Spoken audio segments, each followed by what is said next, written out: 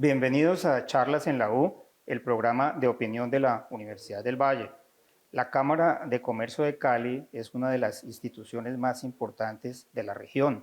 Nace en 1910 junto con el departamento y a su alrededor siempre ha estado lo más selecto de la clase empresarial. Durante todos esos 115 años ha tenido como directores a gente muy distinguida, tanto profesional como intelectualmente, hasta febrero del 2025, cuando por primera vez se eligió como presidente a una mujer. Se trata de la doctora María del Mar Palao Madriñana, a quien le agradezco mucho que haya aceptado nuestra invitación a participar en este programa. María del Mar tiene una maestría de la Universidad de los Andes en Administración y una maestría en Tecnología de la Información del MIT de Boston. Ha sido además viceministra de Desarrollo Económico y Comercio y vicepresidenta ejecutiva de Bancoldes. Como lo mencioné, desde el febrero del 2025 fue elegida dentro de un concurso muy grande y dentro de un proceso muy riguroso de selección como presidente de la Cámara de Comercio de Cali, y yo quería empezar por preguntarle cómo fue ese proceso, porque cuando a uno lo eligen entre 250 personas, tiene que haber sido algo muy complicado. Bueno, Oscar, primero quiero darte unas gracias muy especiales por invitarme a tu programa y a las charlas en la U. Yo soy una absoluta fan, además admiradora de la Universidad del Valle. Mi abuelo Jaime Madriñán fue catedrático de la universidad, así que pues me siento muy agradecida de poder hacer parte de un ejercicio de conversación de la universidad. El proceso fue un proceso 100% meritocrático, un proceso muy exigente, efectivamente. Tuvimos la oportunidad de entregar nuestras hojas de vida en una convocatoria pública hasta el 23 de diciembre del 2024 y entiendo pues que es la información que tenemos oficial de parte de la firma Cazatalentos que llevó a cabo el proceso, que es Gerencia Selecta en cabeza de Ana María Saavedra, una además distinguida vallecaucana, también muy profesional, muy especial persona, y su equipo. Y más de 250 personas se presentaron en el proceso, hicieron varios procesos de entrevistas, pruebas. Hombres y mujeres. Por supuesto, hombres y mujeres.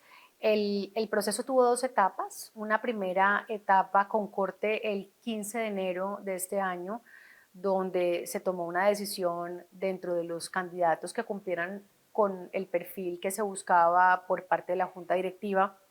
Se analizaron 5 perfiles, después se extendieron unos procesos adicionales de, digamos, nuevas entrevistas a profundidad, otro tipo de pruebas, pruebas de inglés, diferentes tipos de pruebas técnicas. Se llegó a un escenario de 4 candidatos y finalmente el 18 de febrero se hizo una entrevista a profundidad donde se le planteó a cada uno de los candidatos cuál sería su plan de acción para los próximos 3 años de ser elegido. Y ahí la Junta Directiva tuvo la oportunidad de oír a cada uno de los candidatos con un poco más de detalle, conocer de su parte no solamente profesional y su trayectoria, sino de su perspectiva, su visión, su parte personal.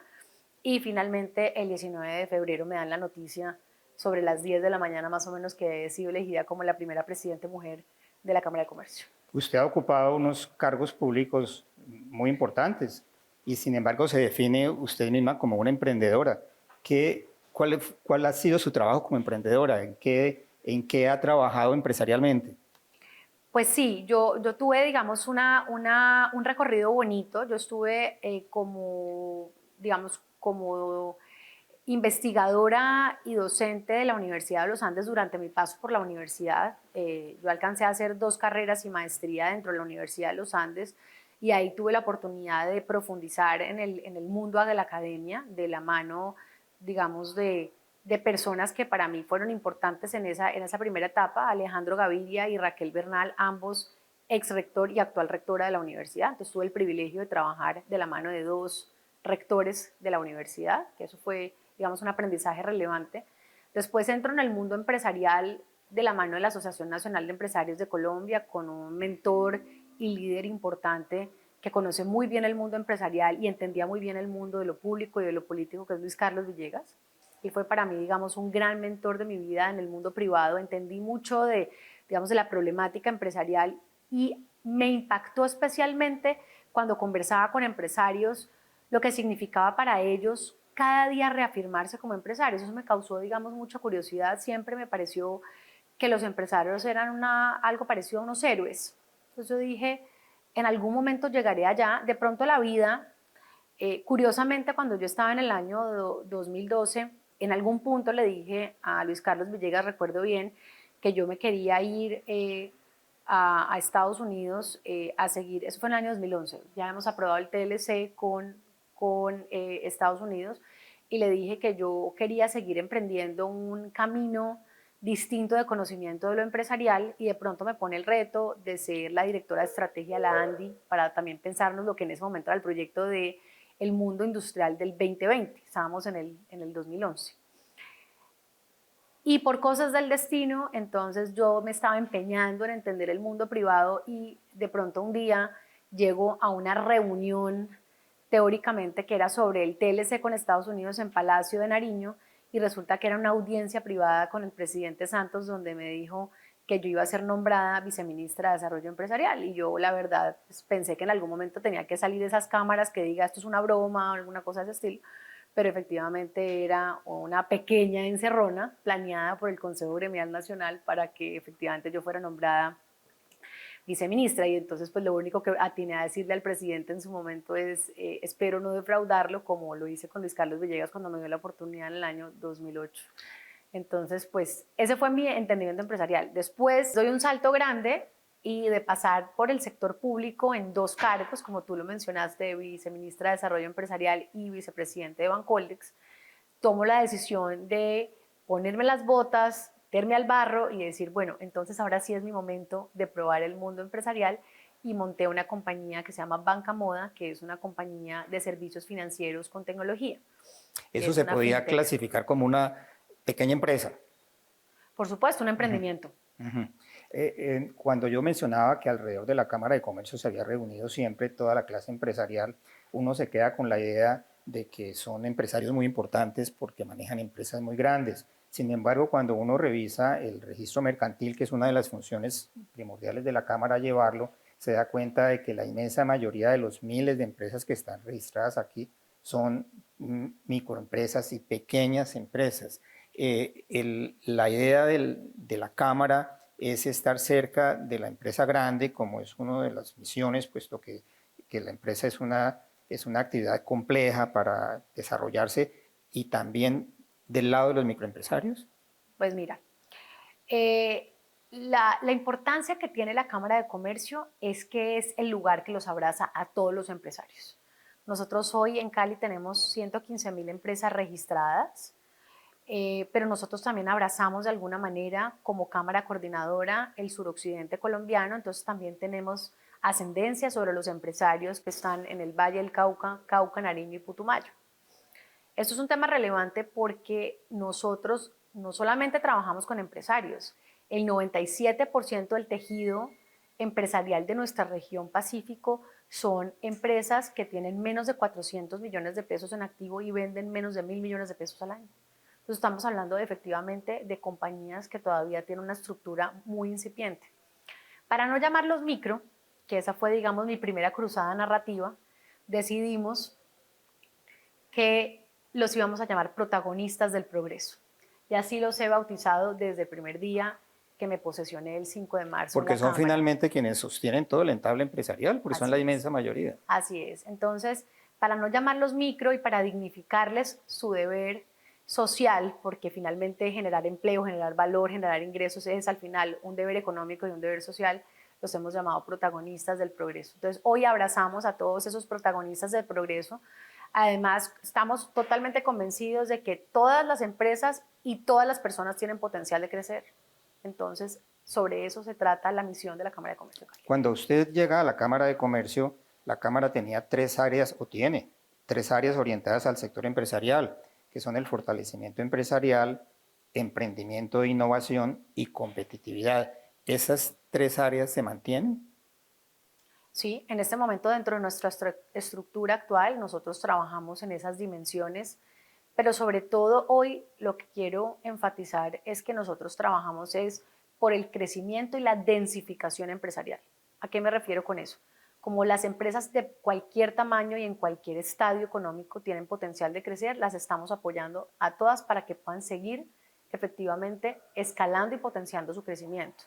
Pero también estamos hablando de otra parte y es, nosotros necesitamos que existan nuevos jugadores en el mercado, nuevas dinámicas empresariales alrededor de nuevas compañías. No podemos solamente quedarnos con que el tejido empresarial actual crezca, que es un reto natural, sino también buscar que otras empresas se creen de ceros. Estamos para que hablando efectivamente de innovación. Exactamente. Entonces, no, estamos hablando de innovación, pero también estamos hablando de emprendimiento de base tecnológica, emprendimiento de alto impacto, emprendimiento que también en algunos casos nace por subsistencia y por necesidad, como han sido algunos de nuestros emprendedores del programa Prospera, que es un programa que ha nacido de emprendedores y de personas de la base de la pirámide que desde su autonomía han escogido ser emprendedores, pero que tenían unas, digamos, unas deficiencias importantes en algunas de sus habilidades que nosotros hemos logrado cerrar esas brechas para darles unas oportunidades en esa escogencia hacia el crecimiento empresarial. Antes de continuar hablando con la doctora María del Mar Palao, presidente de la Cámara de Comercio de Cali, vamos a hacer una pausa. Continuamos con la entrevista que le estamos haciendo para Charlas en la U con la presidenta de la Cámara de Comercio de Cali, María del Mar Palao. Cuando una persona llega a un cargo de esta importancia y en una organización tan grande, siempre quiere imponerle su marca de fábrica.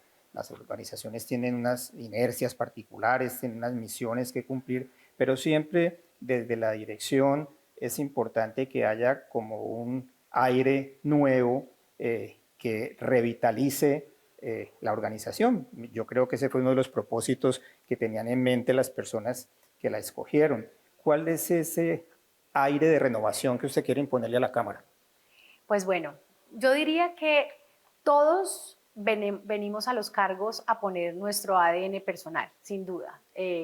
Los cargos son parte de estructuras planas, pero cada uno ejerce una vida en la medida que representa la forma de ser de quien lo lidera. En mi caso, digamos que yo lidero desde mi esencia, desde la empatía y desde la coherencia. Y a mí me gusta quizás resaltar un punto importante de lo que queremos hacer en esta etapa de la Cámara, y es, para poder hablar de empresas tenemos que hablar de personas, porque si no hablamos de la esencia de las empresas, que son sus líderes, sus personas, sus equipos, su talento, difícilmente podemos hablar de crecimiento, de impacto y de transformación. Entonces el reto de lo que va a ser la administración bajo mi liderazgo es justamente algo que ya mencioné, y es: las empresas crecen, pero las personas también crecen. Y las personas crecen mucho más de lo que crecen sus empresas, porque en la medida que las empresas crecen, las personas crecen profesional y además también desde su inteligencia emocional. Y yo creo que hoy lo que tenemos como reto, y más hablando en el marco de una universidad, es que tenemos que formar primero grandes seres humanos por encima de buenos profesionales. Yo quisiera imaginarme que desde la Cámara de Comercio vamos a apoyar a todo el ecosistema empresarial y económico de la región a hablar de que nosotros tenemos que hacer una formación distinta desde el ser humano que impacta a las empresas. Es decir, no podemos quedarnos simplemente con que las empresas parecieran ser como unos nits por ahí volando en el abstracto, porque las empresas son historias reales de personas que sueñan, que se transforman, que se desafían, que luchan por cosas, que quieren conquistar el mercado local, pero que también quieren buscar un crecimiento global. Nosotros somos la esencia de lo que creemos. Entonces, lo primero que tenemos que hacer es transformar la mentalidad. Ese sería el primer legado de esta administración. Vamos a cambiar la mentalidad porque vamos a creernos el cuento de que somos capaces. Ese es el primer elemento que yo he venido como imprimiéndole un poco a que protagonistas del progreso, instituciones, gremios, sector público, nos creamos el cuento en el Valle del Cauca y en el Pacífico de que somos capaces. Y el otro punto quizá esencial para mí es, desde la autonomía y desde las habilidades de la autonomía, cómo transformamos el territorio. Esos serían como los dos elementos que yo quisiera decir que son nuestro legado. Yo reviso su hoja de vida tanto en Bancoldes como en el Viceministerio de Comercio, y noto cierto sesgo exportador. Lo digo no como una cosa negativa, sino como si el propósito de conquistar mercados externos ha sido como una constante de su carrera profesional. ¿Eso es cierto? Absolutamente. Es más, cuando me gradué del colegio, me acuerdo que yo quería estudiar música, entonces, pues eso es lo primero que me dijo mi papá, es usted se va a morir de hambre si estudia música, probablemente tenga razón. Lo mismo le decía el papá a Pavarotti. Entonces, bueno, él fue bastante más terco que lo debe haber sido yo no lo fui.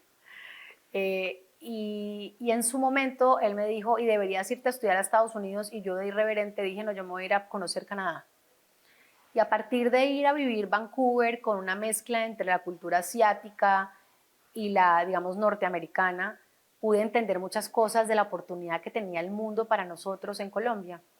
Y que si nosotros realmente abríamos la mente a esas posibilidades, transformaríamos muchas de las cosas que hoy hacemos en nuestro entorno y que gran parte de los retos que tenemos hoy es justamente transformar esa mentalidad desde lo local hacia lo global. Todo el tiempo de mi vida profesional he tenido que trabajar con lo empresarial, con una vocación internacional. Yo creo que esta no puede ser la excepción, por el contrario, el per cápita exportador del Valle del Cauca hoy es $20 a Ecuador, pero son solamente $2 a Estados Unidos, cuando el per cápita exportador de México es de $4.500. Nosotros tenemos un reto muy grande en aprovechar la riqueza geoestratégica y competitiva del Valle del Cauca para exportar más. Somos el departamento más diversificado y sofisticado de nuestra canasta exportadora, pero todavía somos el tercero en volumen. Entonces ahí tenemos un reto muy importante para seguir creciendo, y es que además el mercado global es un mercado corto. Es un mercado corto aún si uno no lo ve en perspectiva. El mercado local no es una opción. Tenemos que ver es cómo abrazamos el mercado global. Sin embargo, tanto en el mercado interno como en el mercado global, la incorporación de elementos tecnológicos es fundamental para la supervivencia de esas empresas. ¿Qué impresión le produce a usted la modernización tecnológica del sector empresarial vallecaucano en su conjunto? Ha sido un proceso importante, ha sido un proceso eficiente, hay muchas desigualdades en esos desarrollos. ¿Qué tanto el sector empresarial vallecaucano ha asimilado los procesos de tecnología? Pues mira, hay una cosa espectacular, y es que, por ejemplo, el clúster de servicios de tecnología del Valle del Cauca creció un 78% en la última década. De hecho, es el renglón que más crecimiento ha tenido en esta última década.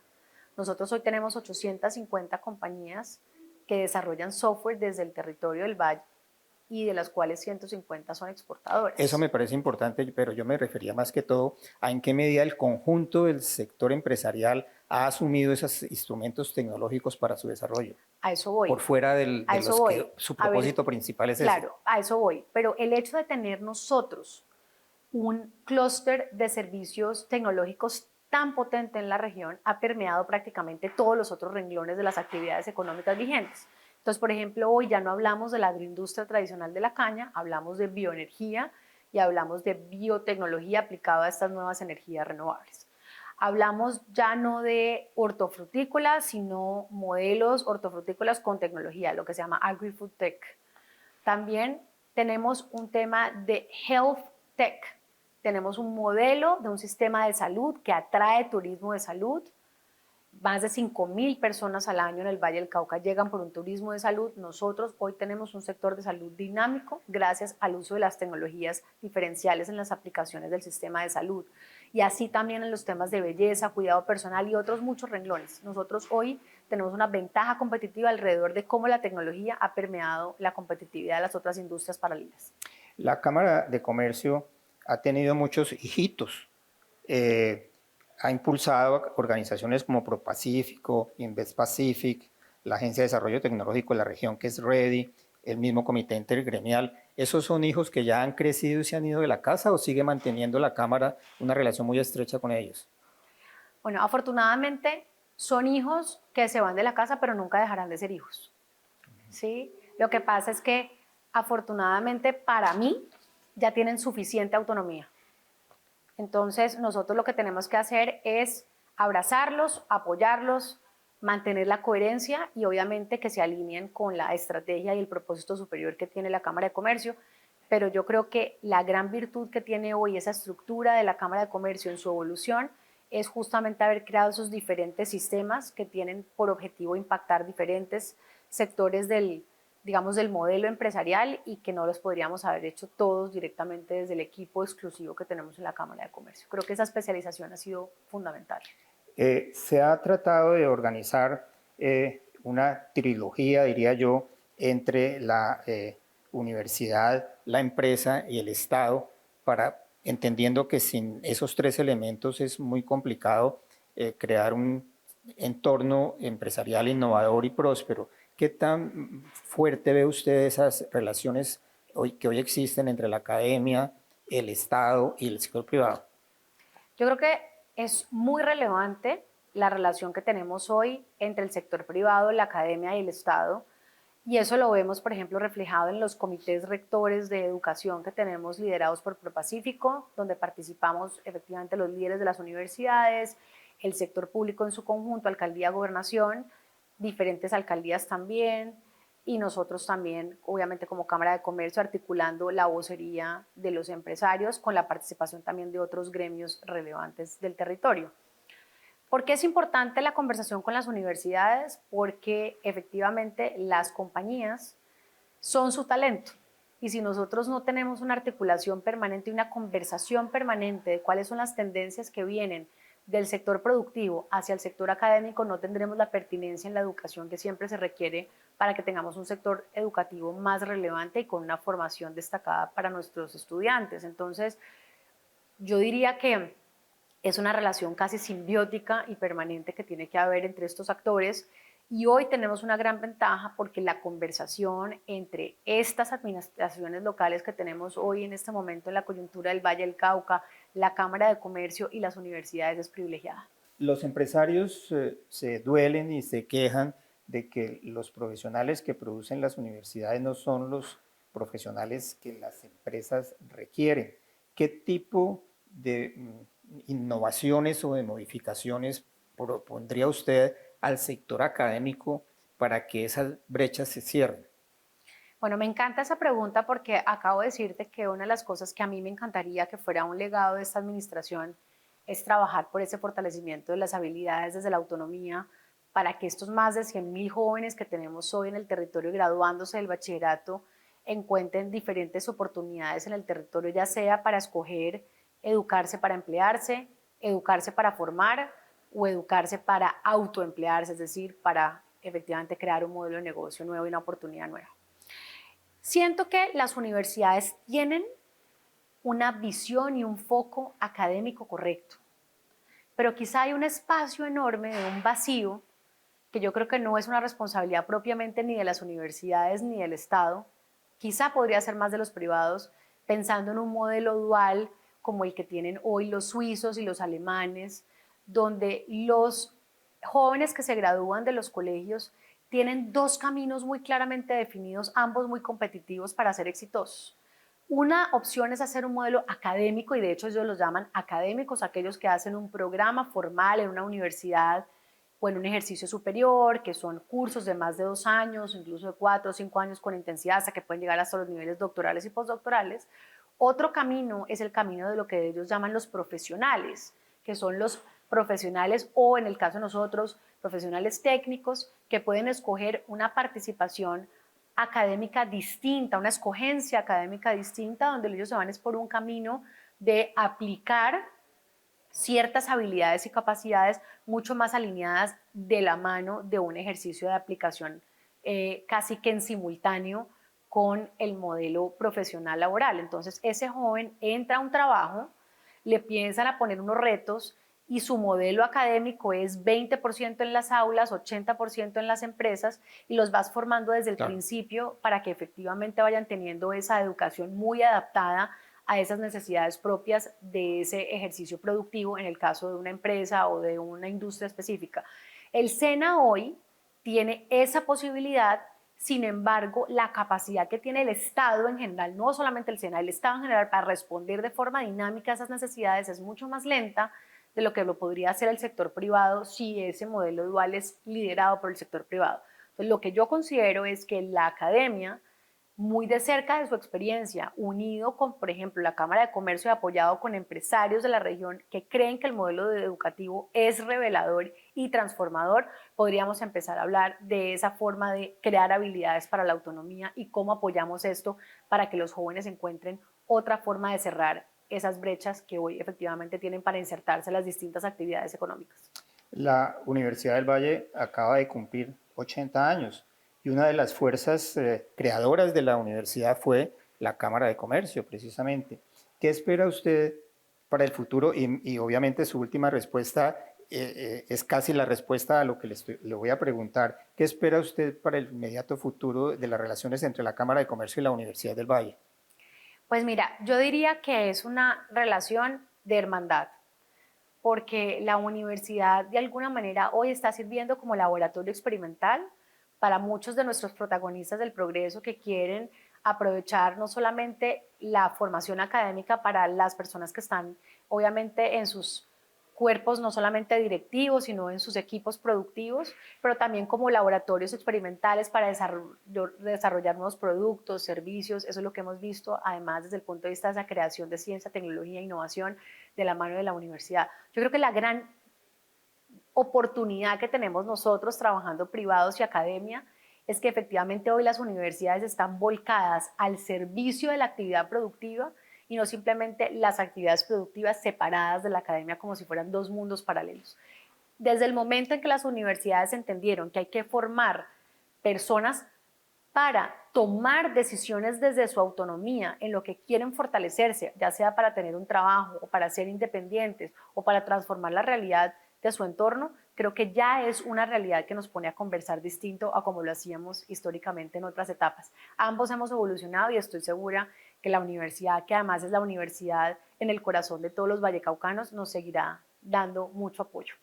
Yo quiero agradecerle a la doctora María del Mar Palao, presidenta de la Cámara de Comercio de Cali, que nos haya acompañado en este programa de charlas en la U e invitarlos a una nueva emisión. Muchas gracias. Muchas gracias, Oscar. Un placer estar aquí contigo.